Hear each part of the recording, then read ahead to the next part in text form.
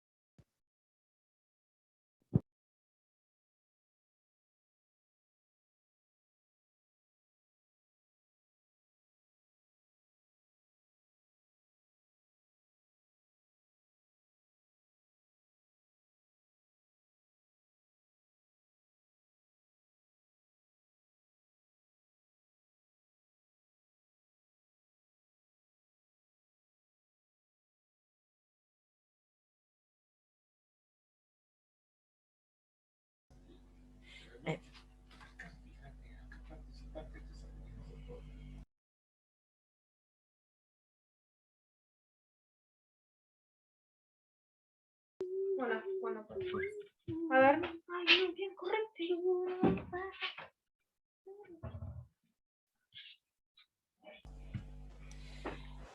Buenas tardes. No sé quién está desde Secretaría Académica, si me puede pasar el host, así eh, puedo subir algún material y demás. Ahí está.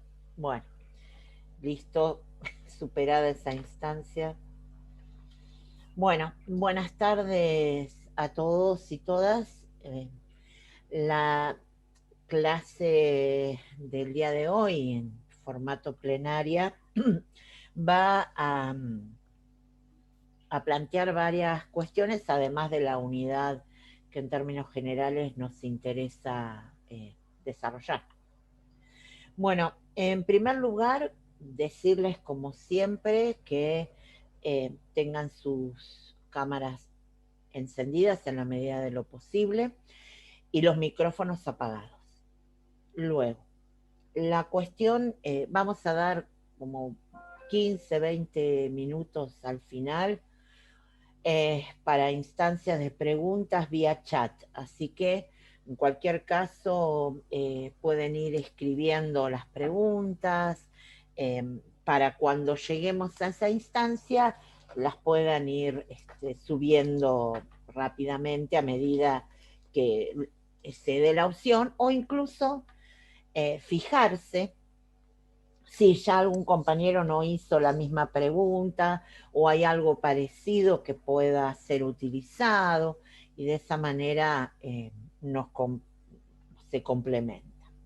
Así que eso en relación a la dinámica, digamos, de la clase interna en el día de hoy. En otro orden, me interesa plantear que lo que está subido en el aula virtual es, parece obvio lo que voy a decir y lo es, pero es para que lo lean. Hay preguntas que nos han mandado que tienen que ver como por ejemplo, si yo miré las clases, tengo que leer las lecturas. Bien, sí, hay que leer las lecturas y hay que leer además la información que hay en general en la clase, en el aula virtual. Por ejemplo, hay una referencia en el aula virtual, hay un ítem de referencias de uso en el aula virtual. Ahí, por ejemplo, van a encontrar lo que dice lecturas obligatorias. Las lecturas obligatorias, como su nombre lo indica, son susceptibles de ser evaluadas en la medida que se indicó que justamente son obligatorias. Las que figuran como LC o lecturas complementarias, como su nombre lo indica, son de ayuda, de complemento, de refuerzo, pero no necesariamente nosotros las vamos a tomar en el parcial. Sin embargo, a los efectos de que ustedes puedan incorporar o asimilar o profundizar algunos de los contenidos que están planteados, les pueden servir. Pero en el tema del parcial, obviamente lo que importa son las lecturas obligatorias. Ahora bien, a propósito del parcial, también hubo algún requerimiento en relación a la presencialidad. Y eso ya estaba aclarado en uno de los ítems que subimos nosotros y están subiendo la mayoría de las materias que ustedes están cursando, que es un protocolo que armó la facultad para las parciales y las mesas libres que van a ser presenciales. Sería bueno que lo lean como para tener una idea general de la normativa que está rigiendo internamente en nuestra unidad académica en relación a, por ejemplo, la cuestión de los parciales. Así que cualquier cuestión en relación a eso, remítanse a lo que está subido en el aula, que en realidad lo van a ver en otras materias. Si están cursando otras materias, todas están subiendo el mismo protocolo porque es común a todas. Otra cuestión antes de empezar con lo nuestro del día de la fecha, de acuerdo al cronograma, es que siempre, como los dijimos alguna vez, tienen que tener a mano el programa, como para ir siguiendo de qué vamos hablando, ¿no? Como para ir orientándose y también familiarizándose con las unidades, los contenidos, la bibliografía, etcétera. Otro de los requerimientos que hubo y el cual le vamos a dar curso es algún planteo que se realizó, una solicitud en relación a las lecturas obligatorias de la unidad 1, puntualmente sobre la de Cataruza, que planteaba o que les había alguno de ustedes originado evidentemente cierta inquietud y había algunas dudas. En relación a eso, hemos decidido que en estos días Juan Escujuri va a grabar una microclase sobre esas lecturas. Eso no significa que ustedes no las tengan que leer, porque lo que se hace a través de las clases o de las microclases es la orientación y la identificación de los puntos absolutamente más importantes. ¿Ya? Ahora bien, la lectura es algo que cada uno en forma personal debe hacer. Entonces, sabiendo que va a existir una microclase en relación a las lecturas obligatorias de la 1, por ahí sería interesante que pudieran leerlas ya, hacer una cuestión tipo resumen, eje, lo que fuera, cosa de que cuando llegue la clase o la microclase, ustedes ya sepan de qué va el tema. ¿Bien? Y de esa manera también se hace más fluido. La última cuestión antes de empezar es una cuestión circunstancial que me parece pertinente mencionar. Eh, la, la cuestión en el aula virtual es que deben familiarizarse con ella de la única manera que se puede hacer es haciéndolo. Y eso lo tienen que hacer cada uno de ustedes. Suscribirse al canal de YouTube no remite nada que tenga que ver con algo que, digamos, salvo que puedan tener acceso a algunas que vamos a subir después y que tampoco está claro si vamos a subir todas esas, así que no es necesario, ¿bien? Esperen a que sean subidas al aula virtual y con eso alcanza y está bien. Daniela, ya dije de la cuestión al chat al final, ¿bien? Ahora después lo vemos. La situación también en relación al aula virtual es el tema de tener foto que sea o que remita a ustedes, no a un paisaje, ¿no? Y la identificación del nombre completo como corresponde y la comisión en la que están cursando. ¿Eh? Eso es una cuestión formal que necesitamos para que esté en el aula, incluso para los registros administrativos que podamos tener. Finalmente, en relación al presente, jamás dijimos que tenía que ser dado por ahora de ningún formato. Y de hecho, señalé en la primer plenaria que por estos días no vamos a tomar presente y que posiblemente, no hay problema con llegar tarde, chicos, se suman y ya. Cuando pasando la semana que viene ya vamos a hacer algún formato para que se anoten el presente. Fuera de eso, quiero decir una cuestión más y con esto empiezo con el tema que nos convocaba. Hoy pasó algo que tiene que ver con una cuestión circunstancial a nivel de la ciudad, que es un fenómeno climático. Seguramente para algunos de ustedes dirán que tiene que ver esto, y bueno, porque por ahí a ustedes no se les cayó un árbol o no se les cortó la luz. Y hay barrios que evidentemente quedaron sin luz, y por ejemplo en la comisión de las 9:45 sabemos que hubo gente que no pudo conectarse en esos momentos porque el barrio en esos momentos estaba sin luz, ¿bien? Supongamos que eso ocurre cuando ya está el sistema de dar el presente. Cuando pasa una situación así, nosotros no tomamos presente. ¿Está claro? O sea, sabemos que, no, que debemos y no vamos a estar preguntando desde dónde estás, dónde vivís, no es el punto. ¿Está claro? Cuando ocurra nuevamente una situación como la que vivió esta ciudad con el viento, hay mucha gente que se quedó sin luz. Hoy a la mañana había varios que no podían entrar porque no tenían luz. Entonces, saben, pueden venir a las 18:30 en ese caso, pero quédense tranquilos por la cuestión del presente. Primero, ahora no lo estamos tomando, pero si vuelve a pasar otra cosa así, cuando está el formato de dar el presente, nosotros vamos a decir desde el vamos que no vamos a tomar lista, ¿está claro? O algún formato de presencialidad, porque entendemos que la gente puede quedarse sin luz, sin conectividad, etcétera, etcétera. Listo, esta es la cuestión circunstancial. Vamos ahora a trabajar con la unidad número 3. Lo que tenemos que hacer hoy es dar los lineamientos generales de la unidad y focalizar un poco en algunas de estas partes que tienen que ver con los primeros temas de la unidad.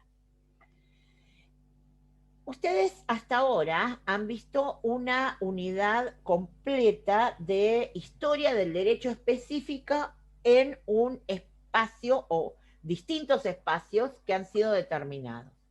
Cuando me refiero a esto, de lo que estoy diciendo es, ustedes vieron en la unidad 2 la historia del derecho en dos ámbitos territoriales. Por un lado, el ámbito del mundo oriental, en donde trabajaron lo que ocurrió a propósito de la organización jurídica que se termina provocando y sancionando y discutiendo y generando el llamado Código de Hammurabi. Y la otra cuestión que ustedes vieron fue el derecho hebreo en una vinculación directa a un libro sagrado que es la Biblia y que obviamente los ordenaba también como comunidad. Y desde ese lugar es donde nosotros lo vemos, o sea, como un libro que es evidentemente un libro religioso para hacer una distinción con lo que sería el Código de Hammurabi, ¿verdad? El Código de Hammurabi es una fuente documental que remite directamente a un ordenamiento legislativo, mientras la Biblia es un libro sagrado. Lo que ocurre es que frente a ese libro sagrado nosotros podemos deducir la construcción del derecho que tenía y la administración de justicia que tenía esa sociedad. El otro espacio territorial que ustedes estuvieron trabajando fue el espacio griego. Y ahí notaron algunas cuestiones también particulares. Para empezar, tenía una organización política que no era uniforme, o sea, el territorio griego no tenía la misma organización en forma paralela de, por ejemplo, no tenían todos monarquía, porque lo que había, y ustedes ya lo vieron, solamente recupero para seguir, había ciudades-estado, había ciudades, estados llamadas polis, que se organizaban, que tenían sus propias instituciones y que a su vez tenían su propia vida política. Por eso, de pronto Esparta, que era una polis militarista, era totalmente distinta a Atenas, que sucesivamente se fue dando distintas formas de gobierno hasta la emergencia de la democracia. ¿Bien? Y las instituciones que durante cada una de esas etapas tuvieron fue totalmente diferente. Digo, no era el mismo formato de las instituciones colegiadas que podía tener Esparta con las características de esa polis que la que tenía Atenas o que la que tenía Tebas. Digo, nosotros trabajamos especialmente dos porque son como las emblemáticas, ¿bien? Y el resto, en un punto podemos decir que tomaba la orientación o de Esparta o de Atenas. Y por otro lado, vieron también cómo el derecho en el mundo griego de esta vida en las polis tiene mucho que ver con la filosofía y con los pensadores, especialmente especialmente se mencionan dos, y ahí tienen una lectura donde trabaja justamente la relación entre filosofía y derecho, que son Aristóteles y que también obviamente es Platón. Entonces, como los pensadores, filósofos puntualmente, a propósito de determinadas obras, piensan la organización política de la polis, y en esa organización política está la idea de justicia, que es lo que nosotros a los efectos de nuestra materia debemos dar, ¿bien? Apuntando hacia ahí. La unidad número 3 tiene un solo espacio, digamos, no es como la 2 que hablábamos de la parte oriental y de la parte occidental. La unidad 3 tiene un espacio que es el mundo romano y que además tiene una característica El otro día fundamental. en esta familia, si la haces así, alguien tiene que estudiar en esta familia. Disculpen, si pueden apagar los micrófonos. ¿Eh?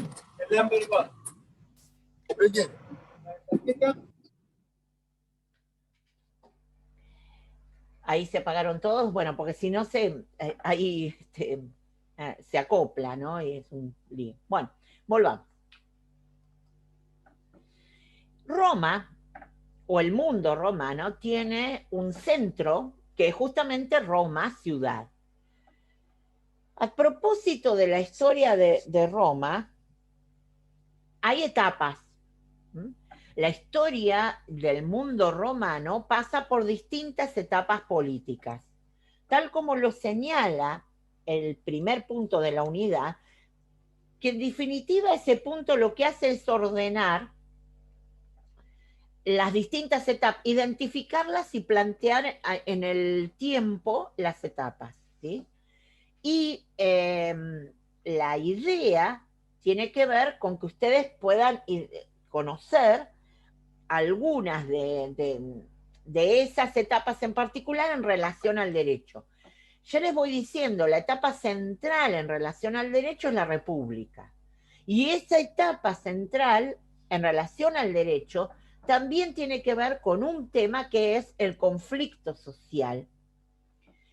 Y esa vinculación entre el conflicto social que se da entre fines de la monarquía y a lo largo de prácticamente toda la República es el conflicto y las tensiones que se producen entre dos sectores sociales que son los llamados patricios y plebeyos. Vamos en el orden que está planteado, y de paso me sirve para dar cuenta de algunas cuestiones en relación a las lecturas. Ustedes tienen dos lecturas obligatorias y una lectura complementaria. La primera lectura obligatoria, que sirve y da cuenta de este orden cronológico, digamos, es la de Rabinovich Bergman, que es el Manual de Historia del Derecho. Ustedes tienen subido en el aula virtual dos partes de los varios capítulos que tiene el manual de Rabinovich Bergman, que es un docente de la Universidad de Buenos Aires. La parte que corresponde para la unidad 3 y remite especialmente a trabajar la evolución política y parte del conflicto social y obviamente la construcción del derecho, es la parte primera que se llama Historia Jurídico-Política Romana. Toda esa parte es la que nos corresponde, que va desde la página 211, que es la primera que ustedes tienen, hasta la 253. Esa, o no sé si llega a la 254, pero en cualquier caso ya ahí están las consignas. Esa es la parte de la unidad 3. Luego aparece otra parte subida al aula virtual que habla de la ciencia jurídica medieval. Esa parte de la lectura va para la unidad 4. ¿Bien? Y ya después, cuando veamos la unidad 4, la van a ver con los profes el lunes, ya van a ver qué pueden hacer en relación a esa lectura. Pero la parte clave obligatoria de la unidad 3 es esta. La otra, como ya les dije, la que empieza bajo el nombre, de ciencia jurídica medieval y bajo el número de capítulo 8, esa es de la unidad 4. Entonces, cuando ustedes van leyendo, lo que remite a esta unidad es la primera. Listo, esa situación. Vamos a la evolución. Roma empieza con una forma de gobierno que remite a la forma de gobierno más clásica y común que tuvo toda la antigüedad, que es la monarquía. Y además de la monarquía, digamos de un monarca, perdón, la otra institución clave en el tiempo de la monarquía es el Senado, compuesto específicamente por el grupo de los denominados patricios. Los patricios es el sector social que deviene de las familias fundadoras romanas y que obviamente es el grupo social que concentra el poder político, económico, religioso. Ustedes, me viene bien tomar Rabinovich Bergman, porque él cuando empieza con la monarquía, entre paréntesis, dice Tito Livio. Bueno, Tito Livio es, junto con Cicerón, con Polibio, son autores romanos que trabajan la historia de Roma en un periodo obviamente posterior, por ejemplo, a la monarquía. Entonces aparecen, y eso algunos autores lo mencionan, ciertas contradicciones, pero en general los orígenes de la monarquía y los orígenes de Roma, se toma la historia de Roma de Tito Livio, ¿bien? Y este autor es el que plantea esa tradición que viene de los orígenes de Roma, de Rómulo y Remo. ¿Alguien está haciendo algo con el PowerPoint? Por ahí tocaron algo.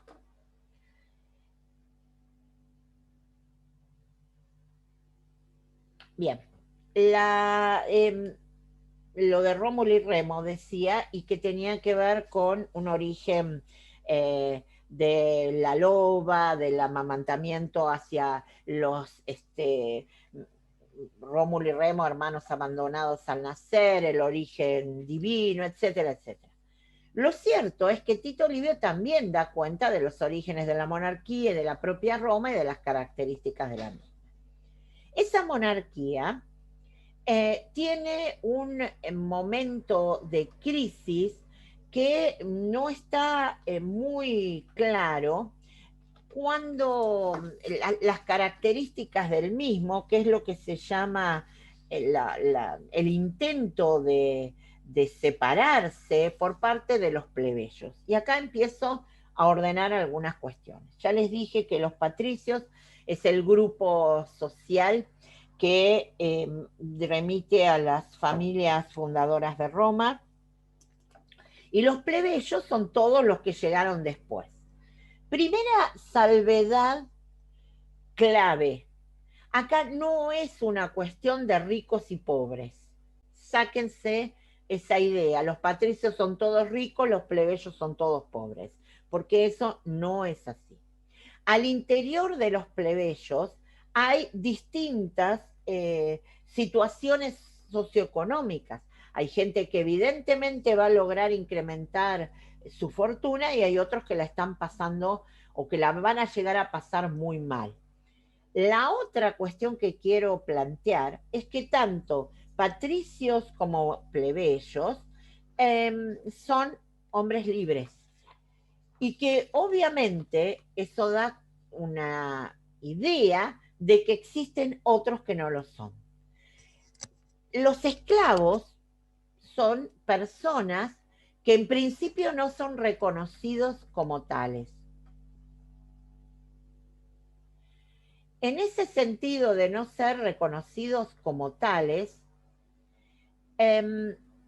hay un problema con la situación, por ejemplo, frente a las deudas que le pueden, o las que pueden contraer los plebeyos.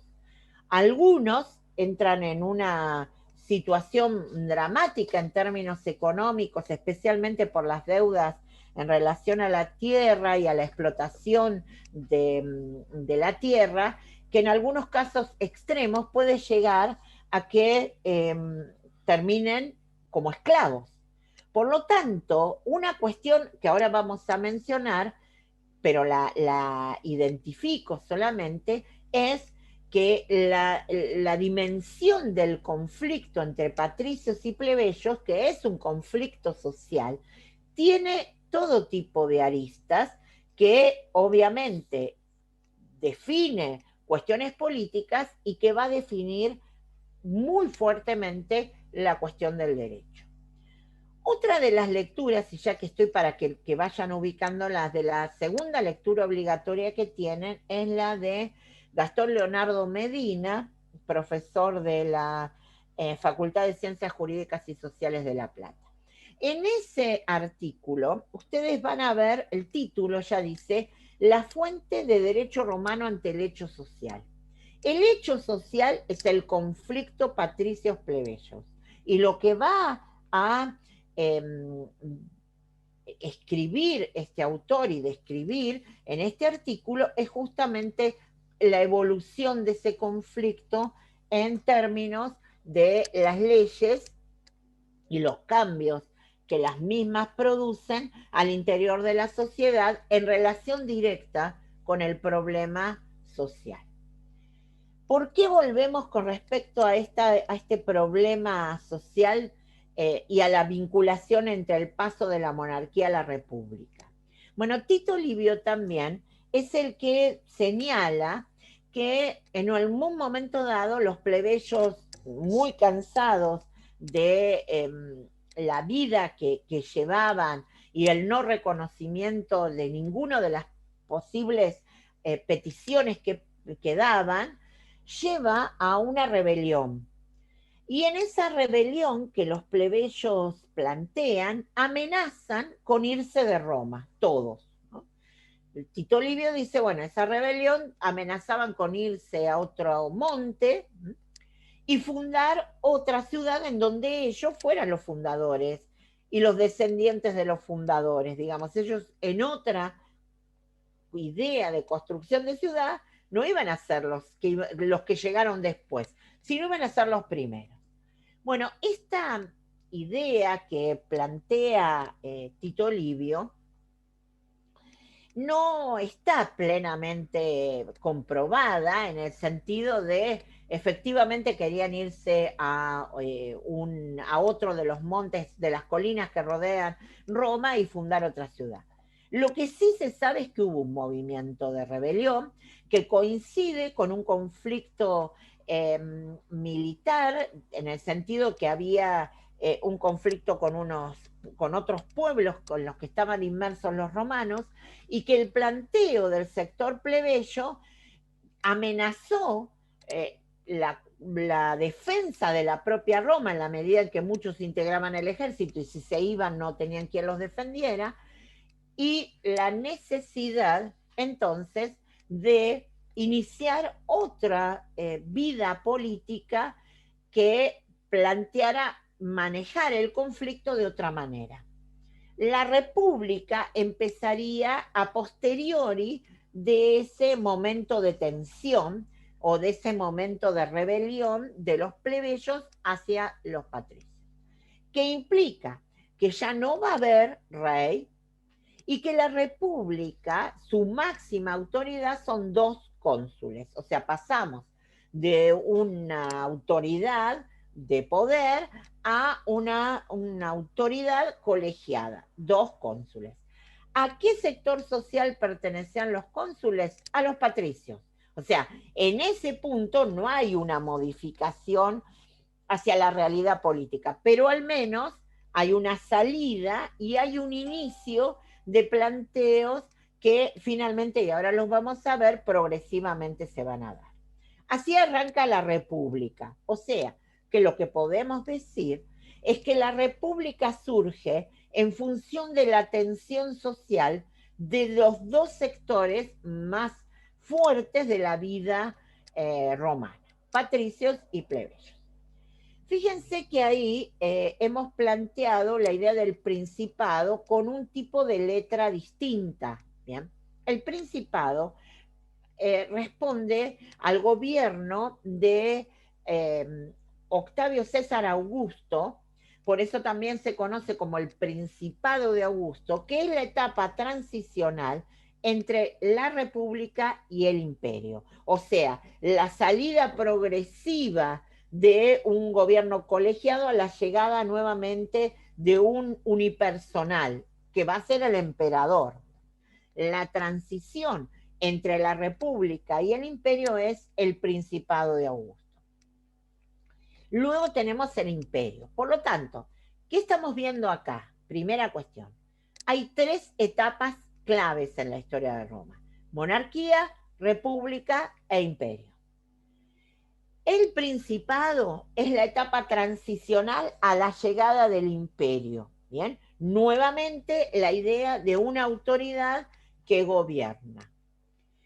¿Qué pasa con el dominado? Bueno, el dominado, y tal cual lo pueden también ver en lo que plantea la lectura de Rabinovich Bergman, tiene que ver en gran medida con algunos cambios que aparecen en el imperio romano, en donde especialmente bajo el poder de Diocleciano, que es justamente en el 285, donde se instala como autoridad política un gobierno despótico, monárquico despótico del tipo oriental, ¿no? Que es lo que plantea o lo que señala Rabinovich. Y que posteriormente se va a dar una situación también muy importante, que será la división del imperio, en el imperio romano de Oriente y el imperio romano de Occidente. Acá en el imperio, la fecha que hemos puesto, que es 476, remite a la caída del imperio romano de Occidente. ¿Bien? El imperio romano de Oriente siguió viviendo hasta 1453, o sea, hasta prácticamente todo el medioevo. Pero lo que nosotros trabajamos como identificación para esta unidad es la cual no desarrollamos el imperio, pero sí para que sepan de lo que estamos hablando es del imperio romano occidental. ¿Por qué hago hincapié en esto, si bien nosotros no trabajamos la cuestión del imperio? Porque cuando nosotros empecemos la unidad 4 del derecho en el medioevo, fíjense que una de las cuestiones que vamos a ver es la recepción del derecho romano. O sea, cuál es la línea de continuidad del derecho romano en la Europa occidental. ¿Bien? A propósito de los reinos germánicos, por ejemplo. Entonces, por eso nuestro corte es ahí. Lo quiero aclarar porque alguno podrá decir, bueno, pero el otro imperio duró casi 1000 años más. Totalmente de acuerdo. Pero esa no es la línea que nosotros trabajamos después. Entonces, por eso hacemos el corte en la caída del Imperio Romano de Occidente. Dicho esto, vamos a ir para atrás y vamos a trabajar cuáles eran las desigualdades, bien, algunas ya las he mencionado, que se presentaban durante el final de la monarquía y los comienzos de la república y la república en sí, que tenían que ver con el conflicto patricios y plebeyos. Recuerden que para ese conflicto es clave la lectura de Medina, que es donde justamente trabaja todo ese conflicto en la época republicana y alude a las las normativas, las leyes que nosotros vamos a mencionar, al igual que lo que también menciona, obviamente, la lectura que ya dije de Rabinovich Bergman. En el caso de la lectura complementaria, ya que estoy a un mínimo comentario, que es la de Roland Herbós, que en este caso, esa lectura también tiene que ver con el conflicto, pero con el conflicto social y la construcción del derecho en Roma, en la época republicana, con una relación muy marcada en las cuestiones sociales, socioeconómicas y las cuestiones militares, que alguna mención voy a hacer, pero para que sepan de qué va esa lectura. La primera cuestión es la desigualdad política, a la cual ya hice alguna mención cuando dije que las instituciones de la Roma monárquica estaban totalmente dominadas por los patricios y que la llegada de la República lo que aparece es una nueva magistratura que es el consulado, a cargo de dos figuras prominentes pertenecientes a los patricios. La otra es la desigualdad jurídico y lo colocamos siguiendo, por ejemplo, a Roland Herbaux, en el sentido de la vinculación con la religiosidad. La cuestión de la desigualdad jurídica tiene que ver en gran medida con que las leyes eran de transmisión oral. O sea, que quienes la administraban remitían a la tradición oral, lo cual lo hace sumamente endeble, digamos, y susceptible totalmente de ser arbitrario, por el hecho de que no es que lo tengo escrito en un lado y dice esto, y una cuestión es la interpretación que yo puedo hacer sobre esa norma que está escrita, y otra es decir, bueno, a mí me parece que decía tal cosa, y en función de eso administrar la justicia. Indudablemente, esta situación era de una desigualdad terrible, y que si hay un punto importante e inicial del derecho romano es justamente la cuestión de la posibilidad de las leyes por escrito, como vamos a ver, y la importancia que eso tiene. ¿Qué pasa con lo religioso?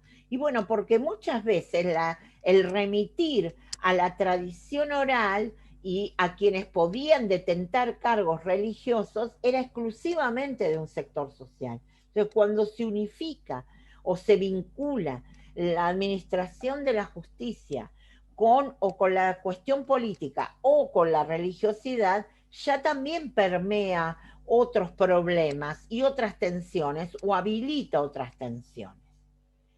La desigualdad económica, que no es una cuestión menor, tiene que ver con el uso, como dice ahí, del ager publicus. ¿Qué era el ager publicus? Bueno, el ager publicus es el territorio propiedad del Estado que podía ser cedido al disfrute privado de los ciudadanos romanos para la explotación económica. ¿Qué pasa? La mayoría de las buenas tierras, digamos, eran monopolizadas por el sector patricio. Y aquellas que se encargaban a los sectores plebeyos no tenían de pronto las mismas características, por ejemplo, de fertilidad, que hacía que le impidieran, no sé, cultivar la tierra de una manera mejor que otras. Eso hacía que en algunos casos, si se sumaban, por ejemplo, no sé, alguna catástrofe natural, alguna situación conflictiva en relación a muchas lluvias, lo que fuera, eso implicaba de pronto que la entrada de las deudas para poder seguir subsistiendo. Y ahí es donde entra el debate con respecto al problema de las deudas. Porque las deudas, sumadas a la tradición oral, hacían que de pronto una persona que era libre, que era perteneciente a los plebeyos y que entraba en una situación conflictiva por las deudas adquiridas, pudiera llegar a perder su libertad. Si sumamos que esa pérdida de libertad venía por la tradición oral que se aplicaba sobre esto, indudablemente la arbitrariedad era muy grande y era además un temor casi eterno, digamos, en la medida que nunca se sabía cómo podía pasar. La desigualdad social, cuando digo la desigualdad social al interior de los grupos, de lo que estoy diciendo es que los plebeyos, dentro especialmente de los plebeyos, había, creo que lo mencioné, sectores que eran, de pronto se habían enriquecido, especialmente, por ejemplo, con siendo comerciantes, comercializando en toda la etapa de expansión territorial que Roma realiza. La primera expansión territorial romana se da al interior de la península itálica, o sea, avanzan hacia la conquista de los otros pueblos que ocupaban la península itálica. A medida que iban avanzando, había sectores de plebeyos que de pronto participaban en la vida militar y otros que participaban en todo lo que tenía que ver con actividades comerciales. Y había muchos que eran realmente poderosos en términos económicos, frente a algunos que estaban a punto de perder hasta su libertad por las deudas contraídas. Entonces, de lo que queremos decir es que en los plebeyos hay un arco muy grande al interior de ese sector. Por eso yo empecé hace un rato, cuando hablamos de esto de patricios y plebeyos, le dije, no reduzcan la situación a ricos y pobres. Los patricios no son todos ricos y los plebeyos no son todos pobres. No es una situación así, ¿bien? Sino que da cuenta de complejidades y diferencias al interior de cada sector social. Las etapas del conflicto se dan especialmente entre fines de la monarquía y principios de la república. Cuando ahí dice las tradiciones que remiten autores, ya lo mencioné, son Tito Livio, Cicerón, Polibio, que son autores que no son contemporáneos a los hechos, sino son posteriores, y en general, ¿en qué se han basado? En la tradición oral.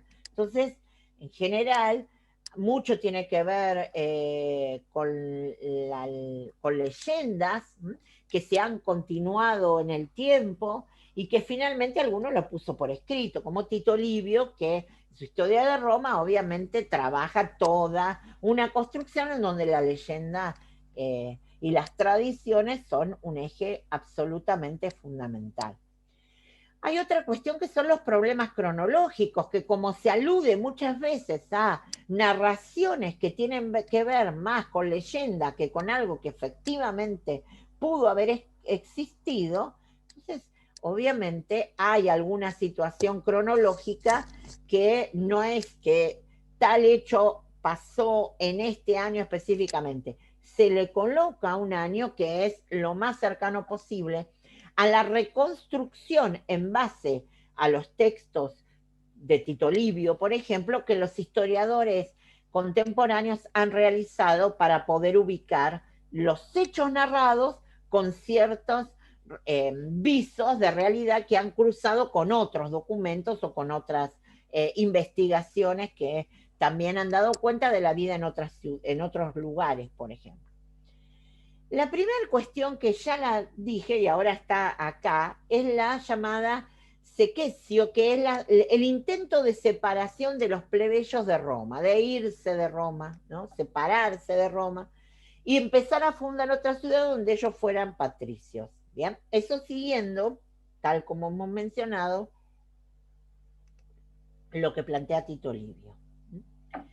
Ahora, a partir de ahí sí, efectivamente, hay un problema. O sea, mejor dicho, la tensión se pone en evidencia. O sea, lo que da cuenta de esto es que el problema entre patricios y plebeyos explota en una rebelión. Los plebeyos dicen basta. Y puede ser o no que la amenaza que plantea Tito Livio que existió puede haber tenido algún viso de realidad. Lo cierto es que lo que sí existió fue la rebelión. A partir de allí hay algunas respuestas. Por un lado, la construcción de la república, la figura de los cónsules y una institución clave que aparece en la república, que es el tribuno de la plebe. O sea, una definición política que tiene que ver con contar los plebeyos con un representante de ellos mismos. Los tribunos de la plebe eran una garantía, era el que le servía a los plebeyos de una cierta idea de que esa persona garantizaba sus derechos, los iba a defender. Además se le dio a quien detentara este cargo de un rango de inviolable, de una persona casi sagrada, del estilo que ya tenían, por ejemplo, los senadores, los cónsules. Entonces, digamos, le dio un cierto aire al tribuno, a los tribunos de la plebe, de que efectivamente tenían a alguien que los iba a defender. Luego aparecen los ediles plebeyos, según la tradición narra, son nuevos funcionarios, son 2 en principio, que tienen que ver especialmente con funciones religiosas. Por eso fíjense cómo decíamos que había un hilo o una vinculación entre lo jurídico y lo religioso. En ese caso, los ediles eran, según establecían, como custodios del templo y la garantía de que también los plebeyos pudieran tener acceso a los templos religiosos.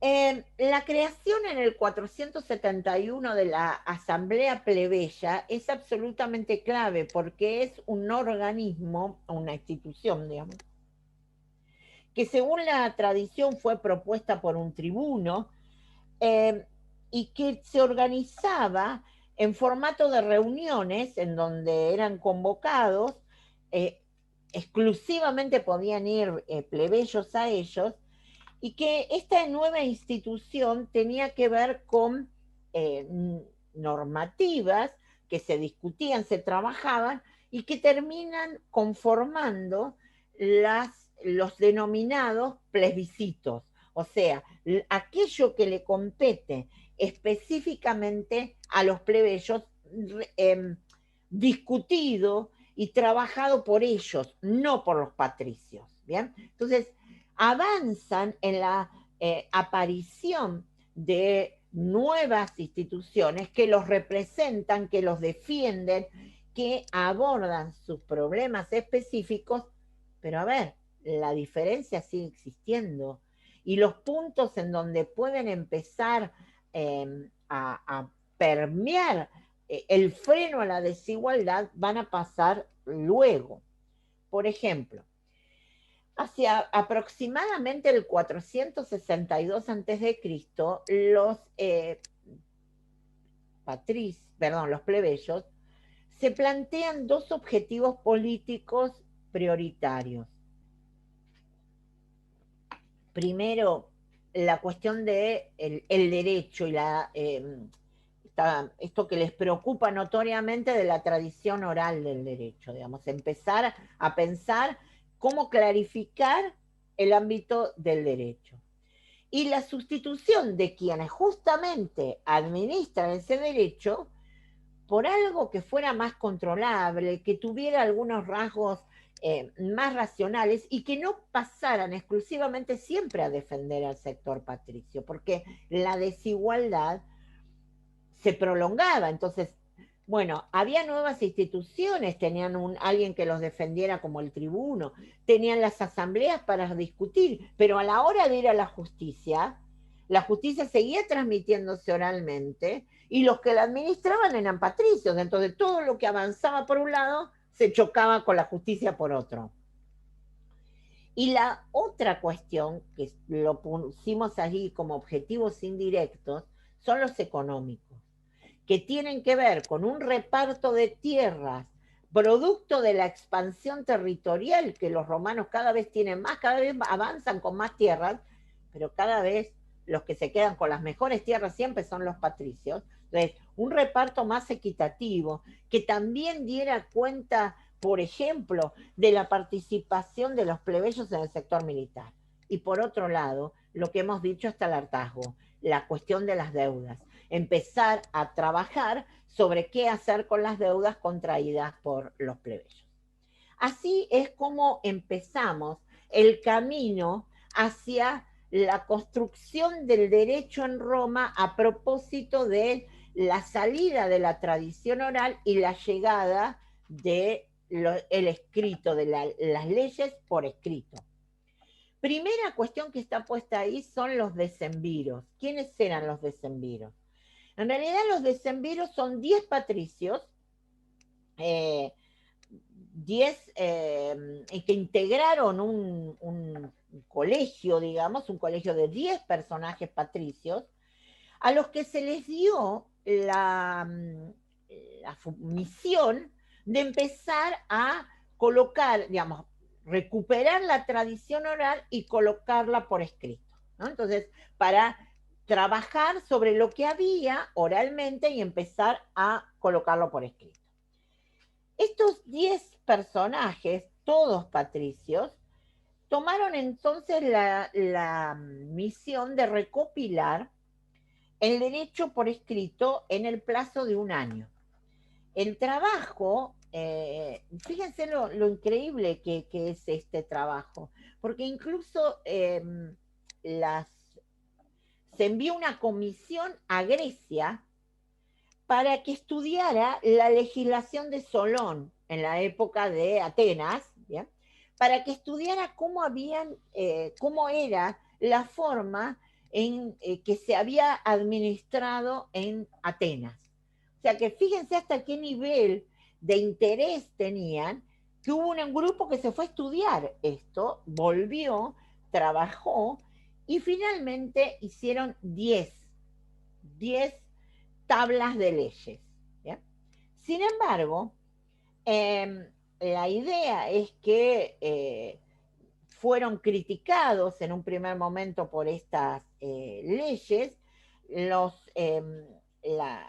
cónsules del momento entraron en conflicto con ellos por la recopilación que supuestamente no habían hecho como correspondía, y por lo tanto esa tensión se prolongó un tiempo más y finalmente se tomaron las 10 y se sumaron 2 más. ¿Qué queda de esto? Las 12 tablas. Fundamental documento del derecho romano, que ustedes, si estuvieron entrando al aula virtual, podrán ver que hay, las 12 tablas están subidas en el aula virtual en un texto que hizo la Facultad de Ciencias Jurídicas y Sociales de la Universidad de La Plata a comienzos de la década del 90.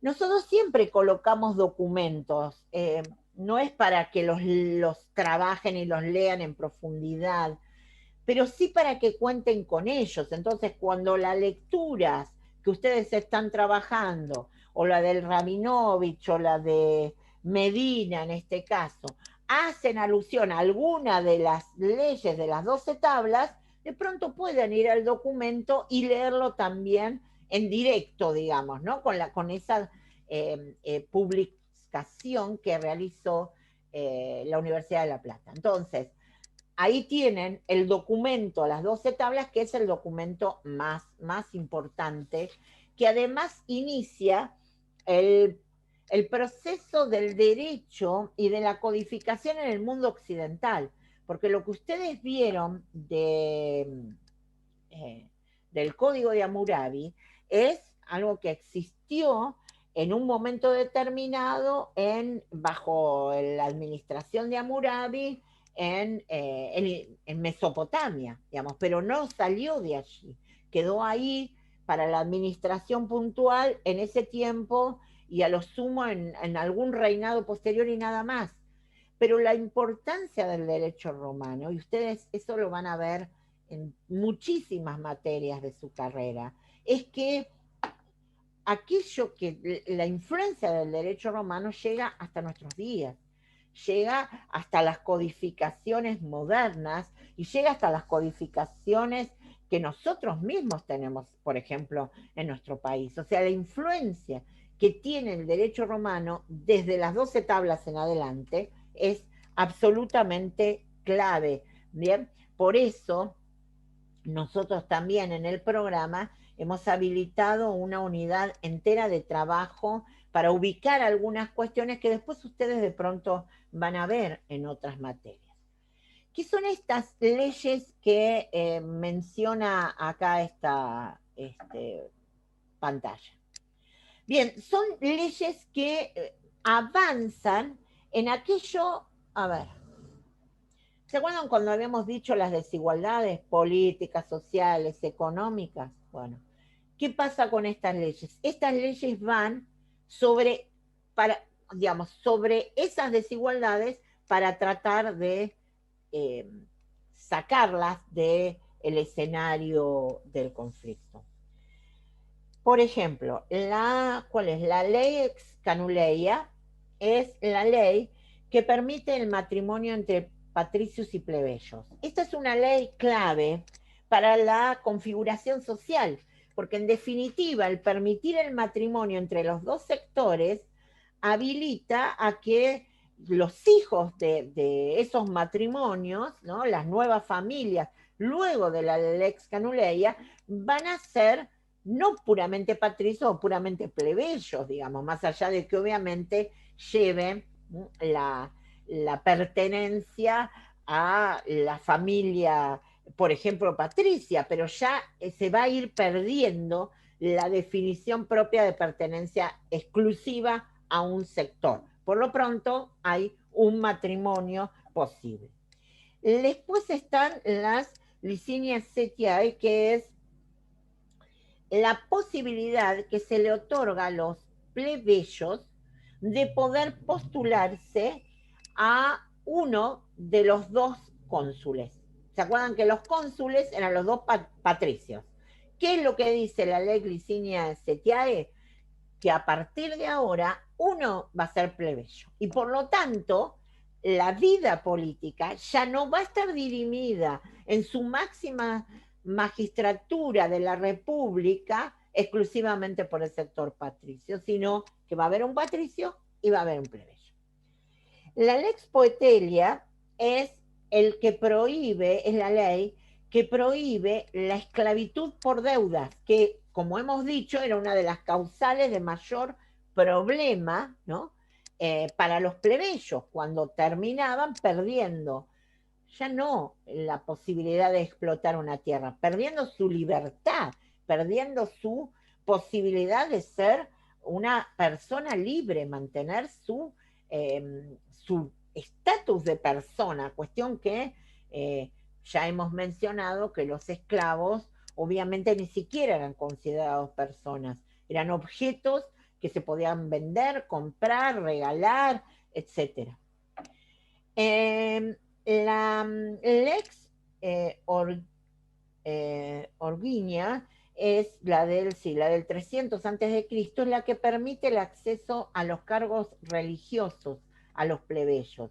¿Se acuerdan que dijimos que viene muy hilvanado la cuestión de los cargos políticos y las figuras religiosas? Porque la religiosidad en el mundo antiguo es absolutamente importante, ¿no? Entonces, los plebeyos no tenían esa alternativa. Fíjense cuando dijimos que nombraron a dos que podían estar de custodias del templo, y eso se lo vio como un avance. Bueno, finalmente la lex Hortensia, que es la que señala que los plebiscitos que dan en las asambleas los plebeyos tienen calidad de ley y por lo tanto también son susceptibles de estar bajo su amparo y su vigencia también a los patricios. Entonces, lo que hemos visto y que es lo que está en las lecturas y que nuevamente el lunes ustedes lo van a ver otra vez en una identificación también de sus profes, porque en las comisiones de los lunes, porque fíjense que el punto 3.3, que es uno de los que van a ver el lunes, hilvana con esto que hemos dicho, la organización del Estado y los grupos sociales. Bueno, esto tiene que ver con el conflicto patricios y plebeyos, que obviamente se manifiesta a propósito de esas fuentes del derecho romano que surgen en relación directa al conflicto, ¿bien? Y es lo que da cuenta especialmente la lectura de Gastón Leonardo Medina, ¿bien? Y con respecto a los institutos del derecho civil romano, bueno, de eso van a trabajar un poco más específicamente los profes antes de empezar con la unidad 4, de la cual se les va a dar algunas características generales porque nos importan algunos puntos fundamentales del periodo medieval que ya van a ver cuáles son los que para nosotros resultan absolutamente claves y necesarios que ustedes realicen. Entonces, ¿qué hemos hecho hoy? Hoy hemos planteado en términos generales el derecho, la historia del derecho en Roma, puntualmente en la relación lecturas y en la relación que esas lecturas tienen con la tensión social que deviene en los cambios políticos y en los cambios que a nosotros más nos importa, que son los cambios jurídicos, los cambios en los normativos y especialmente todo lo que tiene que ver con la ley de las 12 tablas. Ustedes van a volver sobre este tema el lunes. La primera parte de sus profes van a recuperar esto. Así que la idea es que hoy tuvieran una alternativa general para poder abordar especialmente en las lecturas, entonces ya saben qué es lo que tiene cada una, ya saben que Rabinovich, Bergman tienen que ver esa parte y la otra va para la 4, digamos, entonces no se enrollen, ¿bien? En leerlo todo, hagan especial hincapié en lo que hemos señalado de la parte de la parte que nos compete más fuertemente, que tiene que ver con la evolución, especialmente del conflicto en la República. O sea, también es cierto que lo que nosotros más trabajamos, y lo van a ver también el lunes, es la cuestión de la República. ¿Qué pasa con el imperio?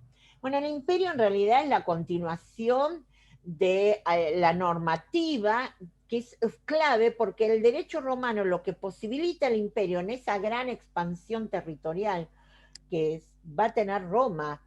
El imperio romano terminó siendo uno de los imperios más grandes en términos territoriales.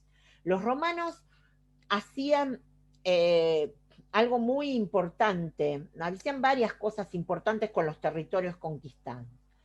Cuando conquistaban un territorio, si había existido una gran resistencia en el territorio, imponían un orden completo. Pero si no, digamos, si se habían plegado, si se habían aceptado, digamos, la dominación, hasta respetaban hasta las figuras de la administración local. Lo que sí hacían en paralelo eran dos cuestiones. Una es construir carreteras. Eso era algo muy interesante del imperio, carreteras, puentes, obviamente para ir caminando en carro, en algunos carros, etcétera, digamos. Pero, ¿qué tiene que ver? Ustedes dirán, ¿y qué tiene que ver esto que está diciendo la profe? Y es fundamental porque se comunicaban. O sea, el Imperio Romano generó comunicación al interior de su territorio.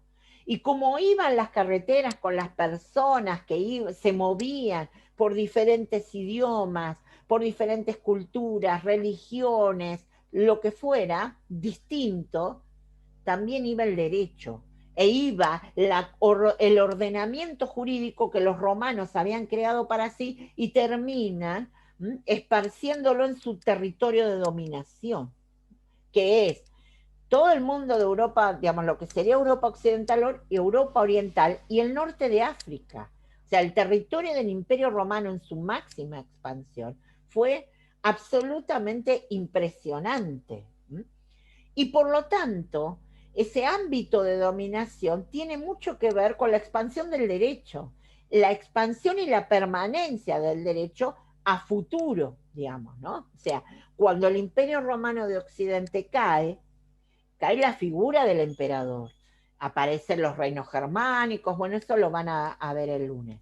Pero lo cierto es que el derecho romano sobrevive en algunas instituciones, en alguna tradición que se complementa en las normativas que rigen a los recientes creados reinos, en la recuperación que imperios que existen durante el medioevo, como el carolingio o el romano germánico, recuperan de la tradición romana, entonces sigue permaneciendo. ¿Bien? Entonces, de ahí la importancia eterna, digamos, del derecho romano. Entonces, ¿qué tienen que hacer por ahora? Bien, por ahora tienen que, aquellos que han podido, ya sé que hay algunos que todavía no han podido entrar al aula virtual y que se está acelerando el proceso de su ingreso porque eso tiene que ver con cuestiones administrativas y que esperamos que en los próximos días todo el mundo pueda estar. Cuando entran, miran la unidad, nosotros ya se lo dijimos la semana pasada en la plenaria, ¿bien? Miran el orden en que está puesto en la unidad. ¿Bien? Generalmente aparecen, por ejemplo, las clases grabadas, donde pueden empezar, en la de Roma está Francisco García en la primera parte y Fabián Macitelo en la segunda, y luego van a las lecturas, o sea, después van a esas lecturas que en esta plenaria ya les he dicho de qué va cada una y qué es lo que tienen que buscar en ellas, que es el eje de esas lecturas, que es en realidad lo que hacemos en las plenarias en general y lo que después avanzan en alguna profundidad en las sincrónicas de los lunes, ¿bien? O sea, la idea es que nosotros acompañemos en las sincrónicas lo que ustedes van leyendo.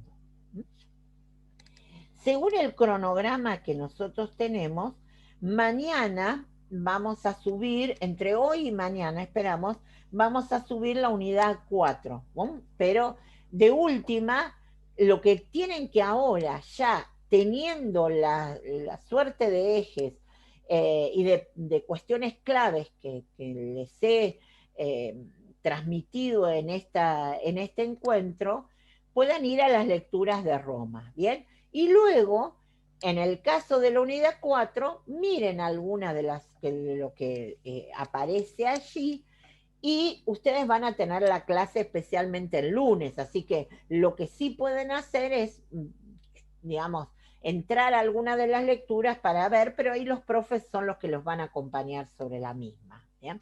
Entonces, esa es la idea. Ahora, si tienen alguna pregunta, alguna duda, lo que fuera, es su momento. Así que entren al chat y pregunten que, bueno, Juan me ayuda por si no veo algunas de las preguntas. Entren al chat escrito.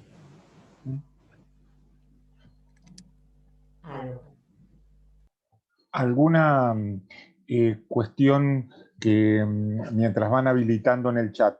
Las clases las está grabando la facultad y seguramente el centro de estudiantes y la facultad las colocarán en el sitio donde ponen las clases grabadas. Y después, mientras hay otra consulta, alguna pregunta que también me sirve para alguna respuesta a un contenido de la unidad 1. Es decir, en la historia es muy complejo trabajar comparabilidades. Cuando hablamos comparabilidad, entonces uno puede comparar el mundo antiguo o determinados lugares del mundo antiguo, pero no podemos comparar el mundo antiguo del año 100 o 200 con realidades políticas de la Argentina del siglo XIX de 1820 o de 1840. Entonces hay que tener en esas cuestiones la historia, las ciencias sociales, son muy cuidadosas al respecto, pues son dos contextos absolutamente diferentes en ese sentido ante esta pregunta. No se puede, no se puede comparar el 400 con el 1800 con respecto a patricios, plebeyos, con unitarios y federales, ¿no? Es decir, esas muchas veces quedan en las crónicas de la novela histórica o en mensajes periodísticos, pero justamente uno lo que tiene que tener en un registro académico, como estamos haciendo nosotros en una enseñanza para formar abogados, es justamente que las categorías se usan en determinados contextos sociohistóricos. Sí, sí, les decía que nosotros somos cuidadosos en relación a eso, porque trabajamos con bibliografía, ustedes se habrán dado cuenta, ahí decimos, por ejemplo, no sé, Medina es docente en la Universidad de La Plata, Rabinovich Berman es docente en la Universidad de Buenos Aires. Medina hace alusión muchísimo en distintas citas a Antonio Fernández Buján, que es uno de los mejores romanistas, juristas, digamos, que en derecho público romano. Entonces, nosotros nos basamos en tratar de encontrar algunos artículos o capítulos de libros que remitan a construcciones académicas, ¿bien? Así que siempre tengan en cuenta esto. Ahí se me va. Me están pasando muy rápido, disculpen, pero voy para arriba porque...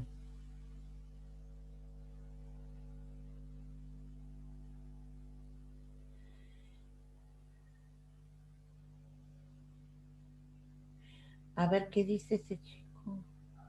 Ah, que hay alguien que señala que, bueno, se ha atrasado un poco porque obviamente, sí, ya sé que hay algunos que tienen problemas de conectividad y lo entiendo. Lo que pasa es que nosotros tenemos que seguir un cronograma y que tiene que ver con el periodo que nos habilitó la facultad para iniciar las clases.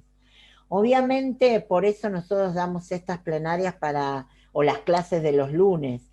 El año pasado solamente teníamos plenaria, ¿bien? Y ahora este año habilitamos los lunes, porque sabemos que esto permite una mejor posibilidad, ¿bien? En relación a algunas preguntas que, por ejemplo, hay sobre Rabinovich Berman y demás, eso va a ser tema en especial de la clase del lunes, ¿bien? Yo me dediqué a dar absolutamente lo general para que justamente los profes que tienen que dar el lunes los institutos del derecho civil romano puedan dar cuenta de eso. Así que en relación a eso no se preocupen, van a tener la explicación. El imperio surge luego del principado, es una construcción que tiene que ver, política que tiene que ver con la figura de un emperador, y por otro lado es una construcción territorial que tiene que ver con las conquistas que realiza Roma en el territorio italiano primero, durante la República. Durante la República también se dan unas guerras que son las guerras púnicas, que lo menciono porque creo que en alguna de las lecturas aparece. Son las guerras que se llevan a cabo contra Cartago en el norte de África, que le posibilitan a Roma avanzar sobre más territorio, ¿bien? Y luego el avance sobre el resto, incluso sobre la conquista de Grecia, ¿bien? Grecia terminó siendo parte del Imperio Romano. Entonces, la idea es que las etapas, a propósito de alguna pregunta que había visto por ahí, a ver, el pase de la monarquía a la república o de la república al imperio, considerando la transición del principado, no es que es automática y que de un día se despertaron con 2 cónsules. Lo mismo pasa en general en todos los procesos políticos. ¿Por qué aceptaron 2 cónsules que fueran patricios cuando la rebelión planteaba hasta irse, según Tito Livio? Y bueno, porque al menos no tenían una sola autoridad. Y el hecho de empezar a poder contar con magistraturas colegiadas da una idea de mayor posibilidad de diálogo, que no es la idea de una sola, digamos. Siempre lo colegiado permite pensar diferencias, ¿no? Y eso es lo que le dio a los plebeyos una situación mejor. A ver, acá algo dice sobre la lectura complementaria.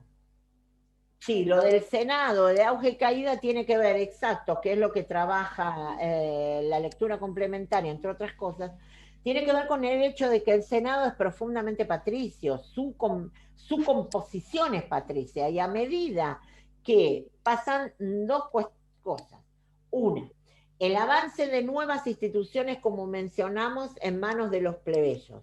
Dos, el propio avance territorial de una ciudad a la construcción de un imperio, hace que los propios miembros del Senado terminen siendo en algunos momentos claramente criticados, cuestionados, y especialmente en los momentos de conflictos donde aparecen evidentemente en una tensión mayor, y es verdad. Herbas lo que pone el énfasis es en la vinculación entre ellos y la cuestión de la guerra, ¿no? Y el problema que surge a propósito de los avances militares. ¿Bien? Herbas, por otro lado, vale mencionarlo, es historiador de Roma, es un historiador especializado en historia romana y especialmente en historia del derecho romano. Como antes dije lo de un jurista, ahora digo lo de un historiador. Ambos españoles y de distintas universidades españolas. Uno de la Complutense y el otro de Salamanca.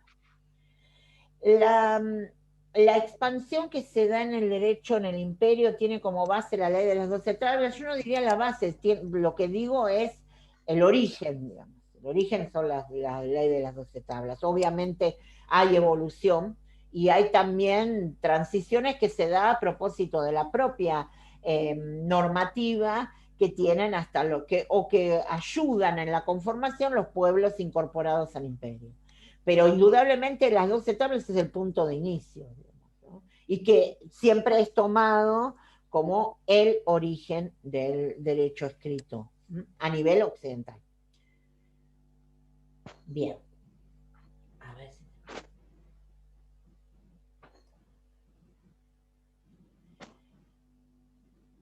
No sé cuál es el consulado. No entiendo. A ver, llegué a esa. Pendiente. Ah, ahí le contestaron. Sí, ya entendí. Es cuando, sí, la ley que permite la postulación de un plebeyo al consulado. Exacto. Bueno, todo eso de las leyes, a ver, están en las lecturas, ¿no? Lo que yo hice fue ordenarlas como para que les quede bien identificado. Y por otro lado, debo decir que también lo van a hacer los profes, bien, el lunes. O sea que van a volver sobre esto, no se preocupen por eso. Del derecho en Oriente ustedes han visto el Código de Hammurabi, por ejemplo, así que sí. Sí, sí. Bien. Otras de las cuestiones que me permito mencionar, antes que me olvide, es que nosotros nos vamos a volver a encontrar en 15 días. O sea, la semana que viene no hay clase porque es feriado nacional y por lo tanto no vamos a tener plenarias.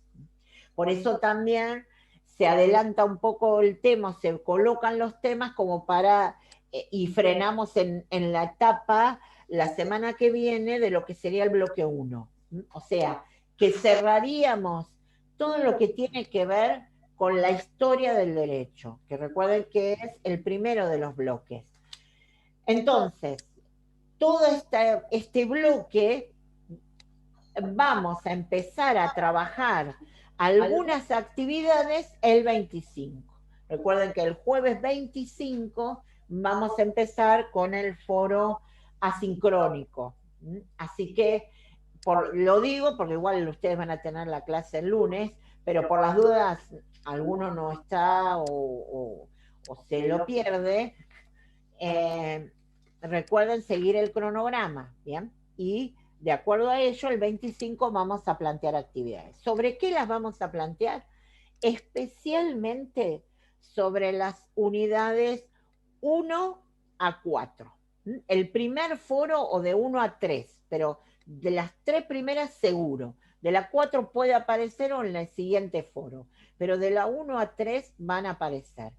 ¿Qué van a dar cuenta esas actividades? Aprovecho para decirlo porque no nos vemos hasta después. Lo que vamos a hacer es, por ejemplo, preguntar algo que permita trabajar con una lectura, colocar un verdadero o falso en relación a una proposición que, por ejemplo, remite a los contenidos que hemos dado o a una lectura. ¿Qué lectura? A una lectura obligatoria, ¿está claro? Siempre hacemos hincapié en las lecturas obligatorias. Las complementarias, como bien alguien mencionó hoy, la última de las lecturas que pertenece a la unidad 3, la de Roldán Herbaz, no vamos a hacer actividades en relación a las lecturas complementarias, porque en definitiva les van a servir para trabajar, pero nosotros en el parcial vamos sobre las lecturas obligatorias. Por eso, lo que les recomiendo, el bloque 1 termina en las 4, no, el bloque 1 termina en las 5. ¿Me das el programa? Pero termina en las 5.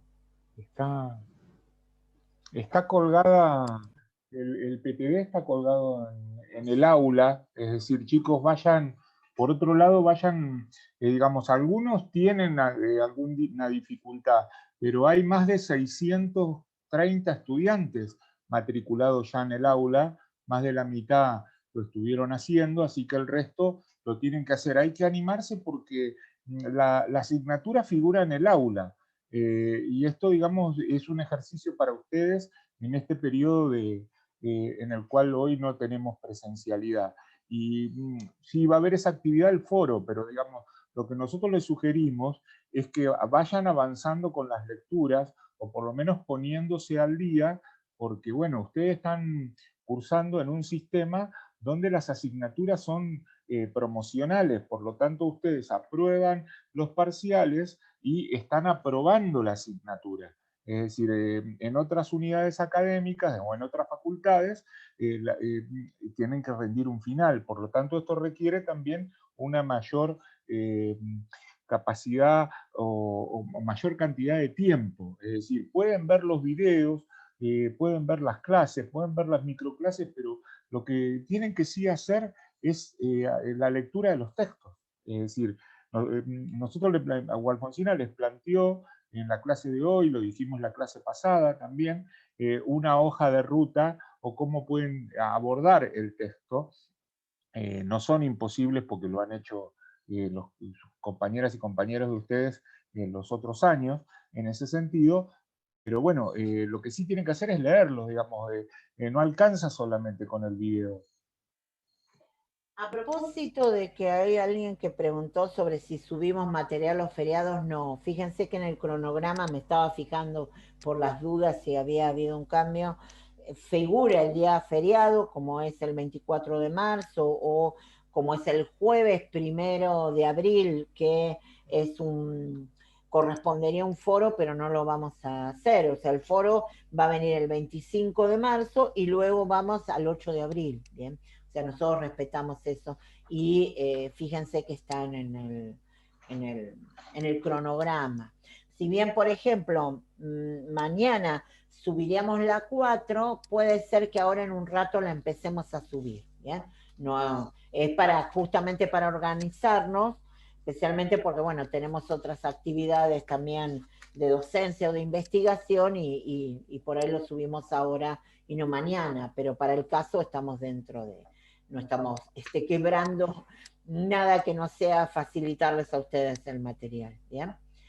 En relación a lo que falta de Roma, vayan leyendo lo que vimos con la vinculación con las lecturas. Y preparen también o piensen aquellas dudas que les vuelvan a surgir para el lunes, en donde tienen un asincrónico, en donde trabajan el final de esta unidad. Bien, así también trabajan por ahí más puntualmente con sus profes en las comisiones. Antes que me olvide, en la unidad 2, que ya la habíamos subido, pero agregamos 2 PTDs, PowerPoint, PPTX, que son los que hicieron en la comisión 1 y en la comisión 3. Obviamente les sirve a todos, porque es como una forma de organizarse, de resumir, de que les queden las cosas, algunas ideas más ordenadas o completas, ¿bien? O sea que si quieren, también ahí tienen eso. Seguramente el lunes que viene, después que terminen las 4 comisiones, si hay algún, que ya sé que va a haber, PowerPoint de alguna de la comisión, o si las 4 hacen o hacen una sola o lo que fuera, la subimos o el lunes o el martes. Pero eso es para todos, más allá de que hay comisiones que por ahí trabajan más fuerte con eso, pero después la puede ver todo el mundo, que esa es la idea. Bueno, chicos, estamos justo porque después hay que entregarles a los de la que vienen después en otras materias. A ver, alguna cosa. Forma virtual oral es si no remite al protocolo. No es preparación de temas ni se hacen preguntas, no. Son preguntas que se realizan igual que un parcial escrito. Exactamente igual. Y en realidad tiene que ver con aquellos que no puedan venir a la presencialidad y van a tener que justificar su no presencia, digamos. Y eso lean el protocolo, ahí está más o menos claro. Si tienen alguna duda en relación al protocolo de la presencialidad, que es de la facultad para todos, pueden hacerle preguntas a través del centro de estudiantes, a la Secretaría Académica o a la Secretaría de Bienestar. Pero si es virtual, oral, es para los que no puedan dar presencial y que obviamente van a estar en un registro previo, porque si no pueden dar la presencialidad con nuestra materia, es muy probable que no la puedan dar con otra. Por lo tanto, eso es una cuestión que la facultad va a tener que registrar. Y nosotros les vamos a dar la oportunidad de oral, pero no es con tema, no, porque va a ser de la misma manera que el que viene y da escrito. El que da escrito se somete en la presencialidad a que le demos un listado de preguntas, no prepara tema, de forma tal que en el oral va a ser exactamente igual. Porque hay que garantizar la paridad, digamos, en el sentido de que tengan la misma situación el que va a venir a dar presencial escrito que el que tenga que dar oral porque tiene alguna situación problemática que termine haciendo eso.